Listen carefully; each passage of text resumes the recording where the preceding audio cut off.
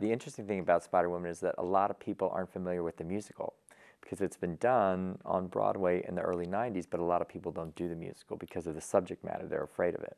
And so a lot of people are really interested for that reason. And I think this production is also going to be very, very different because it really, the way the set's designed, it's this whole environmental unit that you actually are in the prison cell the entire night, and so you can't escape. And so prisoners are constantly like banging on their cells and banging their mugs and throwing shoes, and you get a real taste of the real prison life in Argentina, which I think was really, really important because of the torture and everything else that was going on then. So that's an ever-presence in the actual production where before, you know, it kind of just all went away and you went into these, you know, movie numbers. So we're doing that, and it's also the intimacy of it is really intense with the show, which is great. So it's a much more moving and heartfelt story than you actually can, you maybe forgot that it was. It's really, I mean, it's a beautiful, beautiful love story and about, you know, two people who care so much about each other, and one would give their life up for the other one to help them out and help them survive. So that's the exciting thing about it. I mean, it's been great. You know, we've had John Kander here at the theater, and you know, he spent a whole day working with the cast through the music, which was amazing because you got to see what he and Fred's original intentions were and why they wrote certain things and what the notes were and why they picked those notes and the intervals.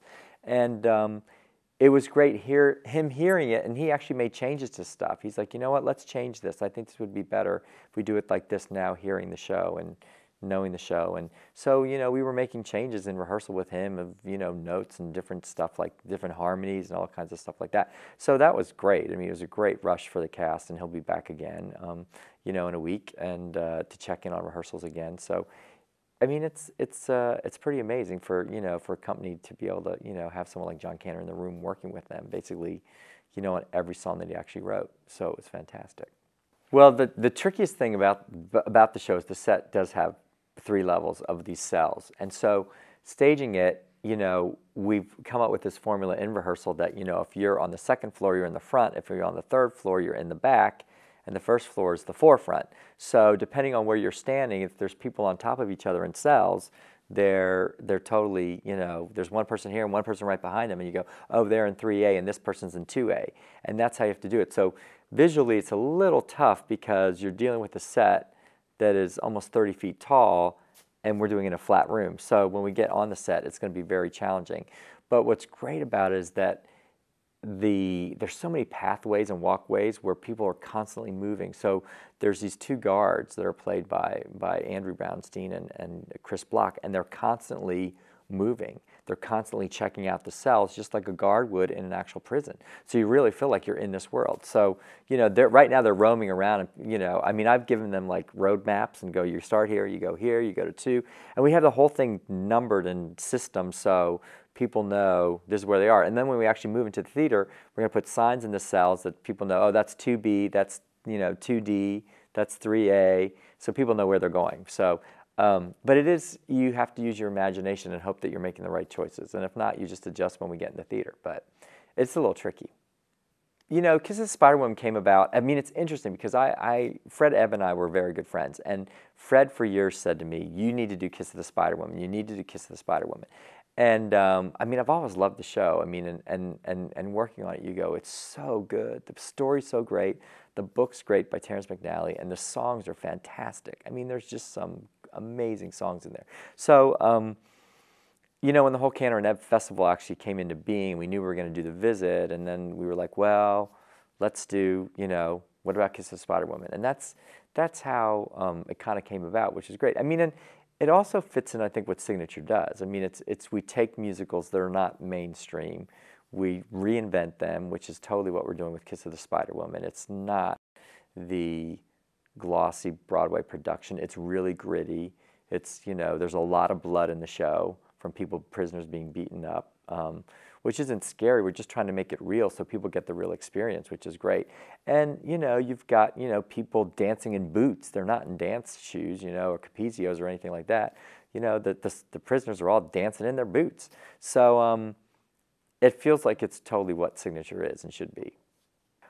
A Kiss of the Spider-Woman actually is about a prisoner who gets thrown in a cell with a prisoner who's been there for molestation. And the other prisoner is part of the revolution in Argentina and fighting for the revolution. And it's these two worlds colliding. And so these two men who are from opposite worlds of the spectrum all of a sudden are now living in an 8x8 place and having to live together, yet alone, share their lives together.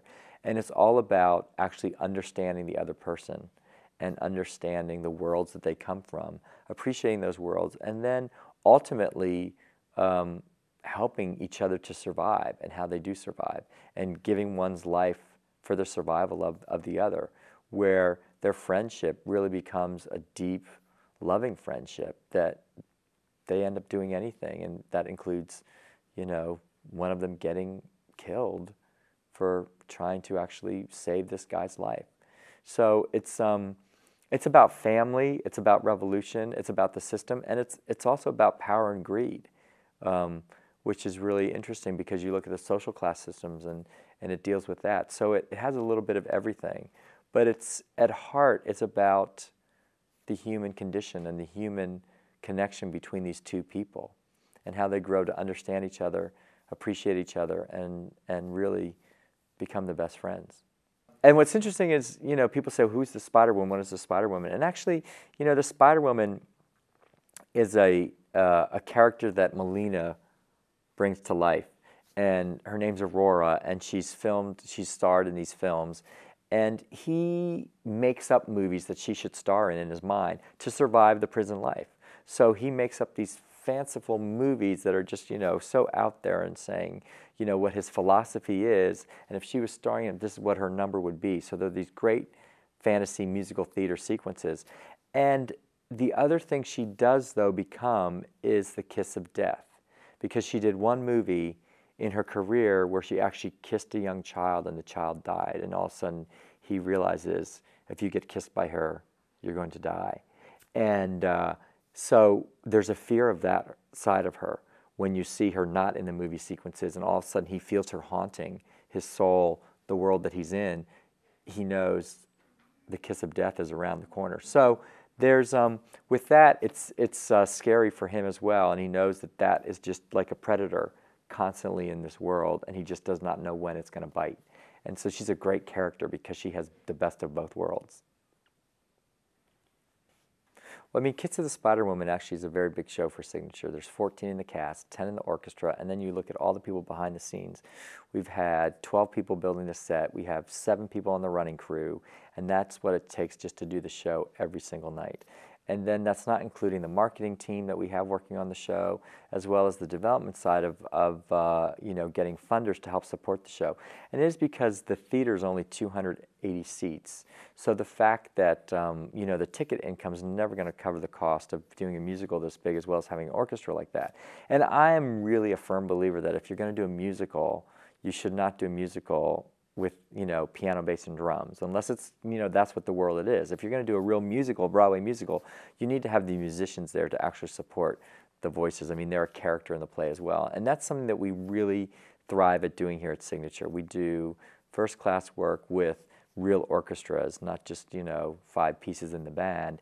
And I mean, it takes extra funding for that, so we really work in getting sponsors, and we're really lucky because the Bernard Family Foundation is a sponsor for Kiss of the Spider-Woman, who Kathy Bernard was actually Fred Ebb's niece, which is great. So she has a total connection to the show, loves the show, obviously, and is a good friend of Signature Theater. And so it's stuff like that that you want to find people that are really connected to the work that you're doing and want to support that work and see that work continue to grow.